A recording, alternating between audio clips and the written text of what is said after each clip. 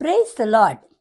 சங்கீதம் 66:20 சொல்லுகிறது, என் ஜெபத்தை தள்ளாமலும் தமது கிருபையை என்னை விட்டு விலக்காமலும் இருந்த தேவனுக்கு ஸ்தோத்திரம் உண்டாவதாக. அருமையான தெய்வஜனமே, கர்த்தர் நம்முடைய ஜெபத்தை கேட்கிறவர், பதில் கொடுக்கிற தேவனாய் அவர் இருக்கிறார். நாம் ஜெபிக்க வேண்டியது மிகவும் அவசியமான ஒரு காரியம். அடுத்தது அவர் சொல்றாரு, அவருடைய கிருபையை நம்மை விட்டு விலக்காத ஒரு தேவனாம். எப்படி இருக்கும் பாருங்க. அப்போ கிருபை இல்லாமல் நம்மளால வாழவே முடியாது. அதனால may God bless you with this awesome word today. God bless you.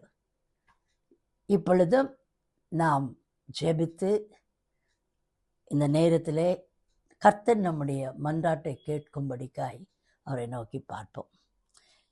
அன்பு தகப்பனே, இந்த வேளையிலும் நீர் மகா பெரிய தேவன் என்பதை நாங்கள் அறிந்திருக்கிறோம். எங்களுடைய ஜெபத்தை நீர் தள்ளாதவர் ஆண்டவரே. உம்முடைய கிருபையை எங்களை விட்டு விலக்காத ஒரு தேவனாயிருக்கிறீர்.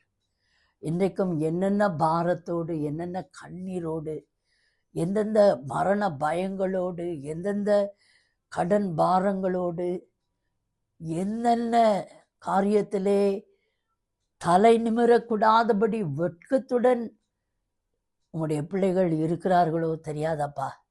இயேசுவின் நாமத்தினால இந்த வேளையிலும் நாங்கள் ஒருமனப்பட்டு ஜெபிக்கிறோம். அவர்களுடைய வெட்கத்தை கர்த்தர் மாற்றுவீராக, துக்கத்தை மாற்றுவீராக, அவருடைய கண்ணீரை களிப்பாய் மாற்றுவீராக.